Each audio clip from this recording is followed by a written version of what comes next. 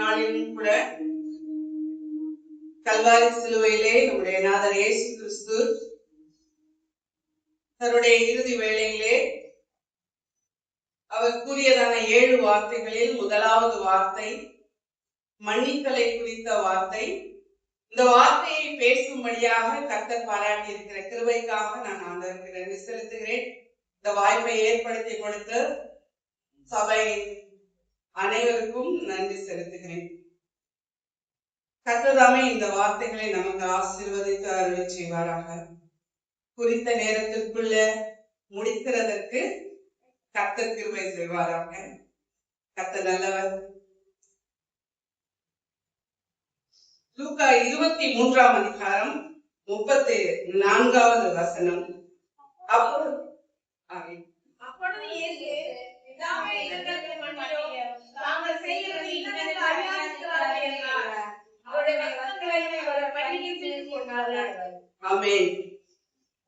இந்த முதலாவது வார்த்தையிலே 3 முக்கியமான பாகங்களை நம்ம பார்க்கிறோம். முதலாவது அவர் அட்ரஸ் பண்றாரு, பிதாவே. இரண்டாவது வேண்டிக் கொள்கிறார், இவர்களுக்கு மன்னியும், தாங்கள் செய்கிறது 3வது காரியம் இன்னதென்று அறியாது இருக்கிறார்கள். இந்த 3 முக்கியமான காரியங்கள் நம்முடைய வாழ்க்கைக்கும் அவசியமானதாக இருக்கிறது. நாம் வேத புத்தகத்தை வாசிப்பது, இது எழுதி கொடுக்கப்பட்டிருப்பது கர்த்தருடைய பிள்ளைகளுக்காக. இயேசு கிறிஸ்துவை தங்கள் சொந்த இரட்சகராக ஏற்றுக்கொண்ட அனைவருக்குமாகத்தான் வேத புத்தகம் எழுதி கொடுக்கப்பட்டிருக்கிறது. இதிலே சொல்லப்பட்டிருக்கிற காரியங்கள் நம்முடைய வாழ்க்கையை நல்வழிப்படுத்தும்படியாக, நாம் சீர் பொருந்தும்படியாக கர்த்தர் நமக்கு கொடுத்திருக்கிறதான ஆலோசனைகளை இந்த புத்தகத்தின் ஒவ்வொரு எழுத்திலும் இருந்து நாம் பெற்றுக்கொள்கிறோம். அப்படியாக இந்த காரியத்திலிருந்து நாம் கற்றுக்கொள்கிறது என்ன, நம்முடைய வாழ்க்கைக்கு இது எப்படியாக பிரயோஜனமாக இருக்கிறது என்பதை குறித்து நாம் தியானிக்க இருக்கிறோம். ஒவ்வொரு வார்த்தையும் ஒவ்வொரு காரியமும் நம்முடைய வாழ்க்கையை சீர்படுத்தும்படியாக இருக்கிறது என்று நாம் பார்த்தோம். இந்த வார்த்தையை இயேசு கிறிஸ்து சொல்லும் பொழுது ஒரு வேத குறிப்பு இப்படியாக சொல்கிறது, பிதாவே இவர்களுக்கு மன்னியும் என்று இந்த ஒரு முறை மாத்திரம் அல்ல, அவர் சொல்லிக்கொண்டே இருந்தாராம். இவர்களுக்கு மன்னியும், இவர்களுக்கு மன்னியும் என்று சொல்லிக்கொண்டே இருந்தாராம். இந்த வார்த்தையை சொல்ல தேவையானது என்ன என்று பார்த்தோமானால் மனதுருக்கம். பிதாவே இவர்கள் செய்கிறது இன்னதென்று அறியாது இருக்கிறார்கள், இவர்களுக்கு மன்னியும். ஏனென்றால் வானத்தையும் பூமியையும் படைத்த சர்வ வல்லமையுள்ள தேவனாகிய கர்த்தர் திரியேக தேவனில் ஒருவர். அவர் சகலத்தையும் சிருஷ்டிக்கையில் அவர் பக்கத்திலே செல்ல பிள்ளையாக இருந்தார் என்று குறிப்பிடப்பட்டிருக்கிறதான தேவகுமாரன், அவரை யாருடைய நன்மைக்காக இந்த பூமியிலே வந்து நன்மை செய்கிறவராக சுற்றி திரிந்தாரோ அவரை நியாயம் தீர்த்து சிலுவையில் அறையும்படியாக ஒப்புக் கொடுக்கிறார்கள். கர்த்தர் சொல்கிறார், இவர்களை மன்னியும், பிதாவே இவர்களை மன்னியும், இவர்கள் நாங்கள் என்ன செய்கிறோம் என்று அறியாது இருக்கிறார்கள், நான் யார் என்று அறியாமல் இருக்கிறார்கள். தேவ சித்தம் நிறைவேறும்படியாக தன்னை தாமே சிலுவையிலே ஒப்புக் கொடுத்தார். கிறிஸ்துவனுடைய அந்த மனதுருக்கம் இன்றைக்கு நம்ம அனைவருக்குமே தேவையாக இருக்கிறது. கிறிஸ்துவனுடைய மனதுருக்கமே நமக்கு தேவை. நாம் அனைவரும் பார்த்து கொண்டிருக்கிறது போல யுத்தங்களை சந்தித்துக் கொண்டிருக்கிறோம். எங்கும் நோய்கள் பரவ நாம் காண்கிறோம். இப்படிப்பட்ட காலங்கள் கிறிஸ்துவனுடைய வருகைக்கு சமீபமாக இருக்கிறது என்று நாம் பார்க்கிறோம். இந்த காலத்திலே திருச்சபையாகிய நம்முடைய கடமை என்ன? மக்கள் அழிவை சந்தித்துக் கொண்டிருக்கிறார்கள். குண்டுகள் போடப்படுகிறது. கூட்டம் கூட்டமாக கொத்து கொத்தாக மக்கள் மரணத்தை சந்தித்துக் கொண்டிருக்கிறார்களே. இன்றைக்கு இந்த வேளையிலே இதை நாம் தியானித்துக் கொண்டிருக்கிறோம். நம்முடைய சிந்தை என்னவாக இருக்க வேண்டும்? இந்த மனதுருக்கம் நம்மிடத்திலே இருக்கிறதா? வேதத்திலே நாம் பார்க்கிறோம், கடைசி நாட்களிலே அன்பு தணிந்து போகும் என்று நாம் பார்க்கிறோம். அன்பு தணிந்து போகும் காலத்திலே நாம் வாழ்ந்து கொண்டிருக்கிறோம். மத்தேயு 14ஆம் அதிகாரம் 12ஆம் வசனம்.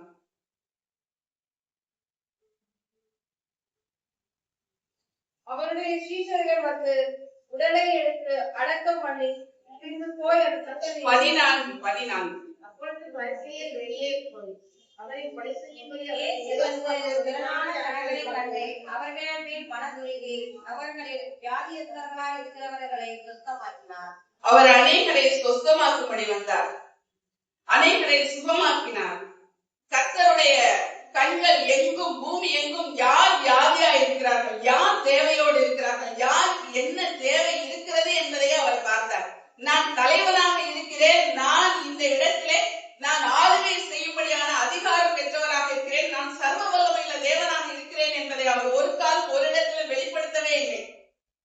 அதனால்தான் அவரை சீஷர்கள் காட்டி கொடுக்கும்படியான சூழ்நிலை ஏற்பட்டது.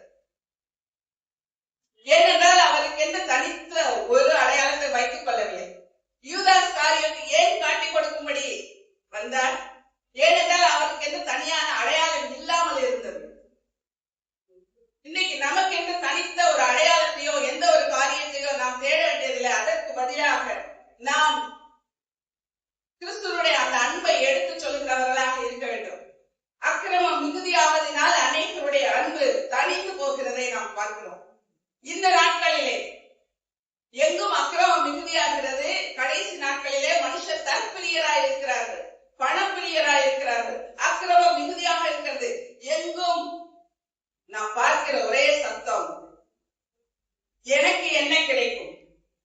சுயநலமான உலகத்திலே கிறிஸ்துவனுடைய இந்த அன்பு, இந்த வார்த்தை நமக்கு கற்றுக் கொடுக்கிறது. பிதாவே இவர்களுக்கு மன்னியும் என்று சொல்லுகிற அந்த இருதயம், மனதுருக்கத்தினுடைய இருதயம் நம் அனைவருக்குமே வேண்டியதாக இருக்கிறது. வேதத்தின் ஆரம்பம் முதல் எடுத்துக்கொண்டோம் என்று சொன்னால் எல்லா இடங்களிலும் அவருடைய அன்பையும் மனதுருக்கத்தையுமே பார்க்கிறோம். அந்த அன்பை மன்னிக்க அவரை ஏவுகிறது.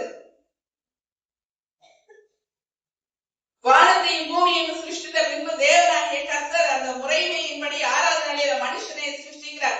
ஆணும் பெண்ணுமாக அவரை சிருஷ்டித்து, இது என்னுடைய குடும்பம், என்னுடைய பிள்ளைகள். மத்தியானத்தின் குளிர்ச்சியான வேளையிலே அவர் உலாவினார், அவர்களோட சம்பாஷித்தார், அவர்களோட வாழ விரும்பினார்.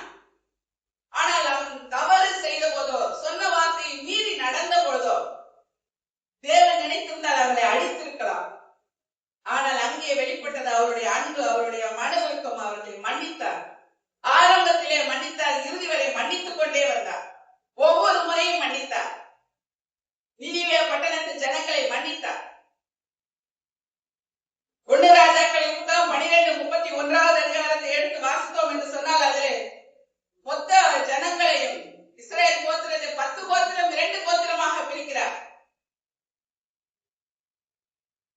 அப்படி பிரிக்கப்பட்ட நிலையிலே அவர்கள் மீண்டுமாக தவறு செய்தார்கள். மோசேயின் காலத்தில் மட்டுமா பொன் கன்றுக்குட்டிகளை ஏற்படுத்தினார்கள்.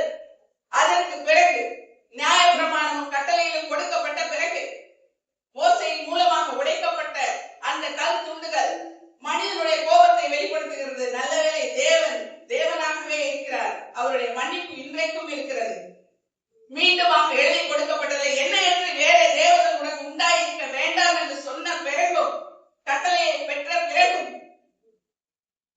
இஸ்ரேல் கோத்திரம், யூதா கோத்திரம், வடக்கு ராஜ்யம், தெற்கு ராஜ்யம் என்று பிரிந்த பிறகும், தெற்கு ராஜ்யத்திலே எருசலேமிலே போய் தேவனை தொழுது கொள்ள கூடாது என்று வடக்கு ராஜ்யத்திலே 10 கோத்திரத்தை உடையவராக இருந்தும் யெரொபெயாம் செய்த பாவம் 1 ராஜாக்கள் 13வது அதிகாரத்தில் 27-28 வசனங்களிலே அதை நாம் பார்க்கிறோம். மீண்டுமாக பொன் கன்றுக்குட்டிகளை ஏற்படுத்தி வைத்து அதை வணங்கும்படி செய்கிறார். தேவ கோபாக்கினை அப்பொழுதே எழுப்பி அவர்களை சுட்டெரித்திருக்கலாம். ஆனால் தேவன் அன்பாகவே இருந்தார், மன்னித்தார்.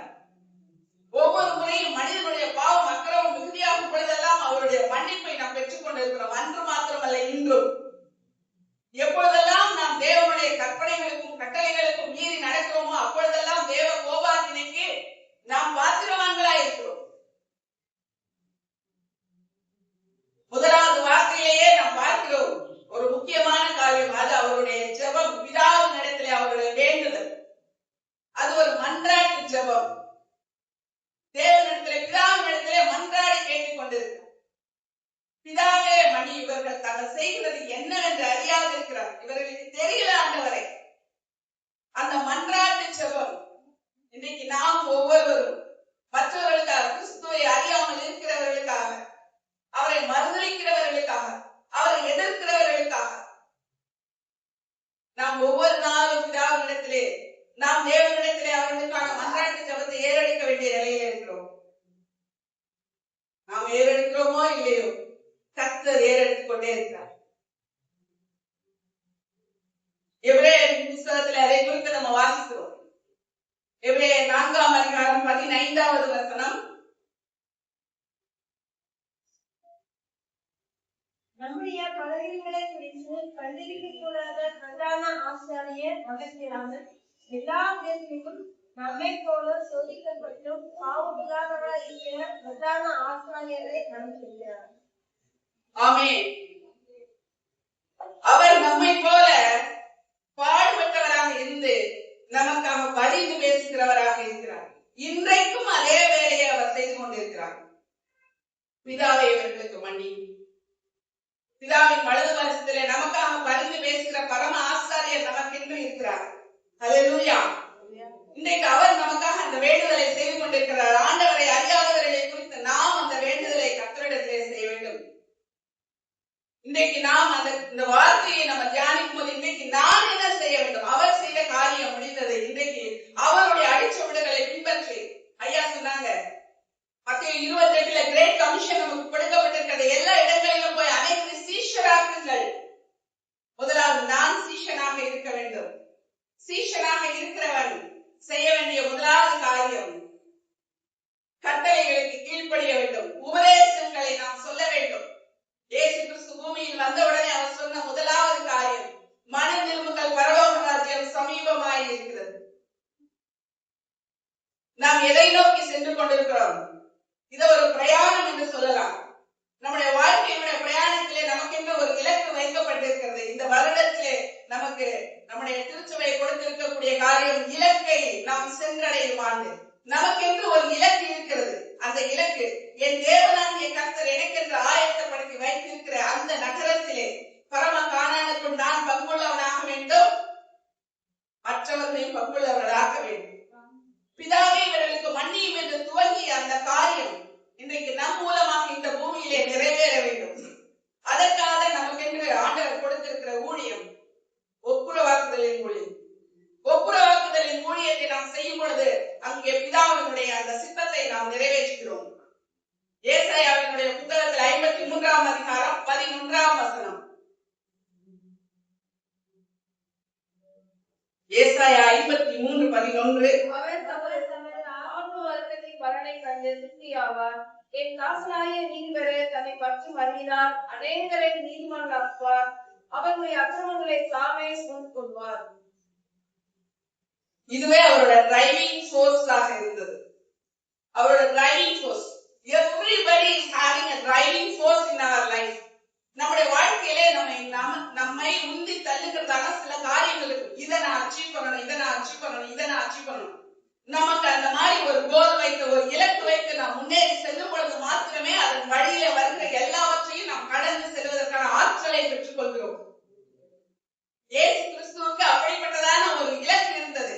அவருடைய ஆத்தும வருத்தத்தினுடைய பலன், அவருடைய ஆத்தும வருத்தத்தினுடைய பலன், ஆத்துமாக்கள் அனைவரும் ரட்சிக்கப்பட வேண்டும். தேவனை விட்டு விலகி போன எல்லா ஆத்துமாக்களும் மீண்டுமாக ரட்சிக்கப்பட்டு மீண்டுமாக பிதாவோடு இணைய வேண்டும். எந்த ஒரு பிரிவினை ஏதேன் தோட்டத்திலே ஏற்பட்டதோ அந்த பிரிவினை மீண்டுமாக சரி செய்யப்பட வேண்டும். பிதாவே அவர்களுக்கு மன்னியும். அவருக்கென்ற ஒரு இலக்கு இருந்தது. தன்னுடைய ஆத்தும வருத்தத்தின் பலனை நான் பெற்றுக் கொள்வேன் என்ற நிச்சயத்தோடு கூட அந்த காரியத்திலே அவர் தொடர்ந்து முன்னேறி சென்றதை நான் பார்க்கிறோம். தமது முதுகை உழுத நிலம் போல கொடுத்ததும் அவ்வளவு அவமானங்களையும் சகித்துக் கொள்ள காரணமாக இருந்த தங்கள் ஆத்தும வருத்தத்தினுடைய பலனை நான் காண்பேன். பிதாவே இவர்களுக்கு மன்னியும், இவர்களுக்கு தண்டனை கொடுத்து விடாதிரும். ஆதியாகமத்தின் புத்தகத்திலே ஆபிரகாமுக்கு சொல்லப்பட்ட ஆசீர்வாதம், உன்னை ஆசீர்வதிக்கிறவர்களை ஆசீர்வதிப்பேன், உன்னை சபிக்கிறவர்களை சபிப்பேன். இங்கே நன்மை செய்யும்படியாக வந்த இயேசு கிறிஸ்துவை சாபத்துக்குள்ளாக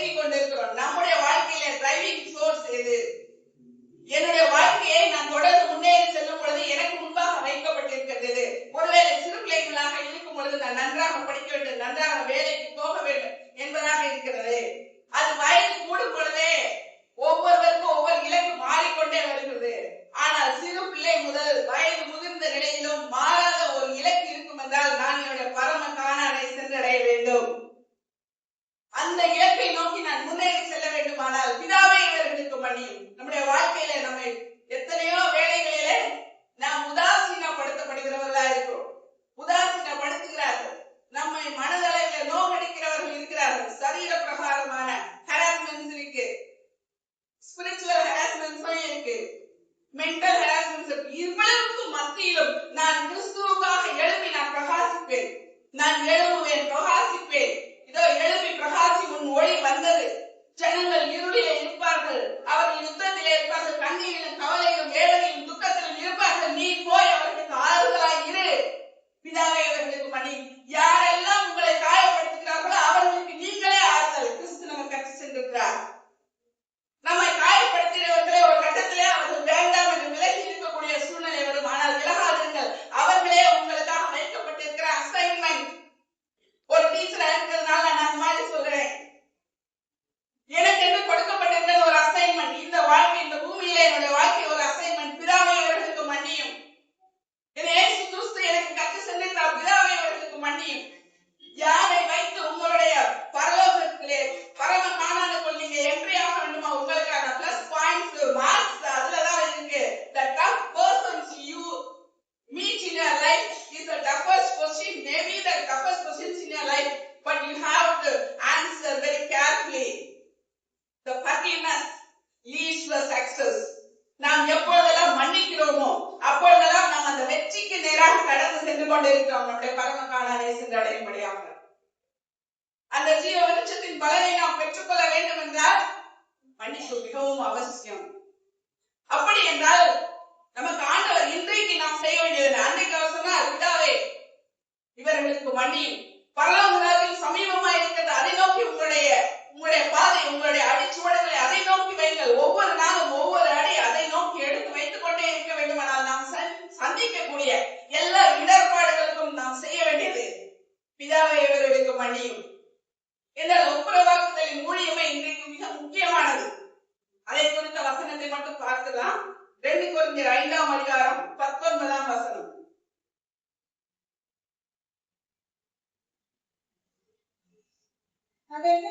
தேவன் உலகத்தாருடைய பாவங்களை எண்ணாமல் கிறிஸ்துவுக்கு அவரை நமக்கு ஒப்புரவாக்கி ஒப்புரவாக்குதல் உபதேசத்தை எங்களுக்கு உபதேசித்தார்.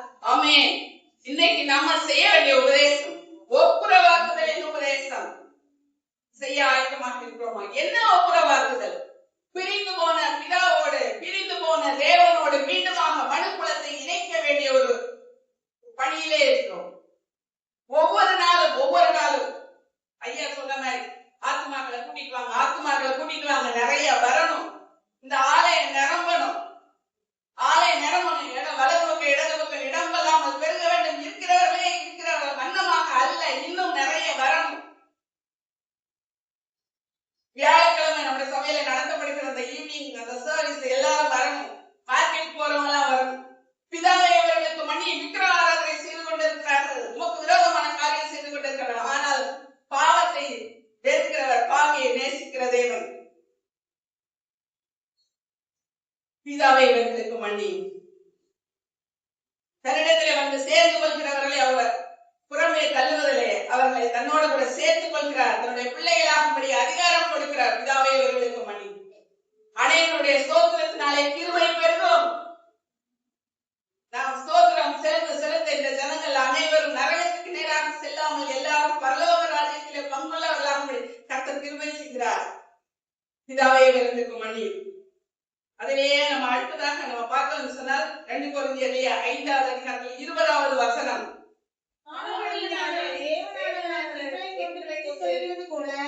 நாங்கள் கிறிஸ்துவுக்காக காணாதவர்களாய் இருந்து தேவனுடைய ஒப்புரவாக்குதல் என்று கிறிஸ்து நிமித்தம் உங்களை வேண்டிக் கொள்கிறோம். ஆமென். அந்த ஒப்புரவாக்குதலின் உபதேசத்தை அடுத்ததாக நாம் செய்ய வேண்டிய காரியம். ஆனபடியினாலே தேவனானவர் எங்களை கொண்டு புத்தி சொல்கிறது போல நான் யாரா இருக்கிறேன்? கிறிஸ்துவுக்கு ஸ்தானாதிபதியா இருக்கிறேன். ஹல்லேலூயா. And the ambassador of Jesus Christ. நான் அவருடைய அம்பாசிடரா இருக்கேன். And the representative of heaven. I am a part of heaven. நான் பரலோகத்துடைய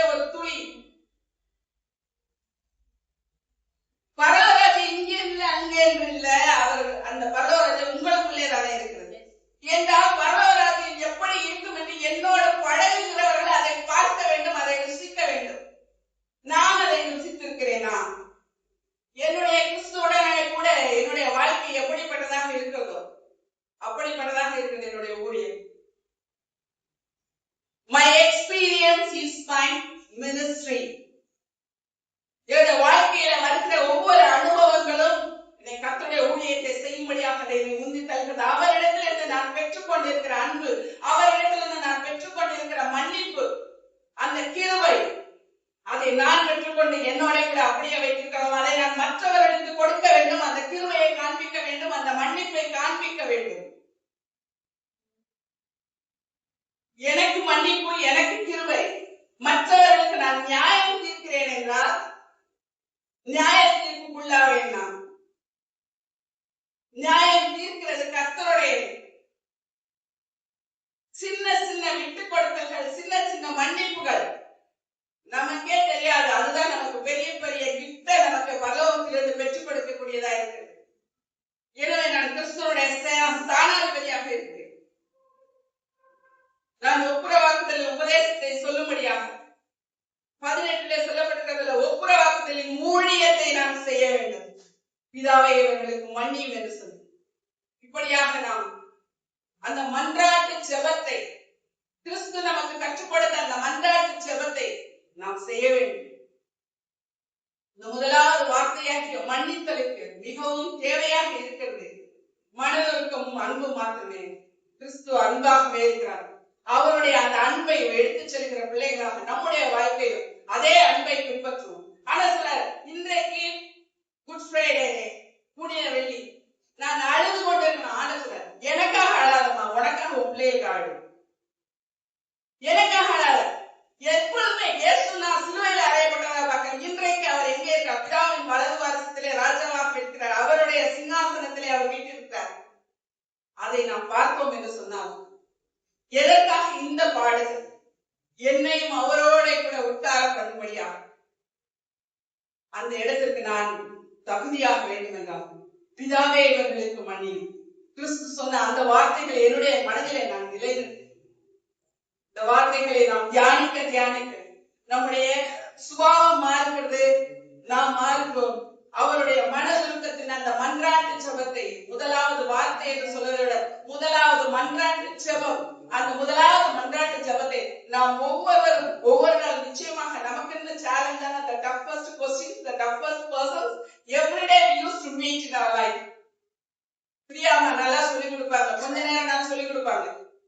நீங்க எப்படி உங்களுடைய மாற்றம் உங்களிடத்துல எப்படி வர வேண்டும் என்று இந்த நாட்களுடைய முடிவுல நமக்கு நீங்க உங்களோட சாட்சியை சொல்லுங்கன்னு சொல்லியிருக்காங்க. என்னிடத்துல நிறைய மாற்றம் வந்திருக்கிறது. இந்த மன்னியுங்கள் என்ற வார்த்தை நிறைய எனக்குள்ள மாற்றத்தை கொடுத்திருக்கிறது. நிச்சயமாக நம் அனைவருக்குள்ள ஒரு மாற்றம் வருவது நம்முடைய திருச்சபை இன்னும் பெருகும். இந்த இடத்துல இருக்கக்கூடிய சுற்றிலும் இருக்க எல்லா ஜனங்களுக்கும் இது ஜெப வீடு, இந்த ஆலயத்திலே வந்து சேர்வார்களாக. நாம் அனைவரும் அந்த பரம காணாதுக்குள் நமக்கு இந்த தேவன் வைத்திருக்கக்கூடிய ஜீவ விருட்சத்தின் கனியை புசிக்கும் நாளிலே நாம் இந்த மகிழ்ச்சியை கொண்டாடுவோம். அவருடைய ஆத்ம வருத்தத்தின் பலனை கிறிஸ்து காண செய்வதிலே பிதாவே இவர்களுக்கு மன்னியும் என்று நம்முடைய பங்கை நாம் சிறப்பாக செய்வோம். கர்த்தருக்கே மகிமை உண்டாவதாக. ஆமென்.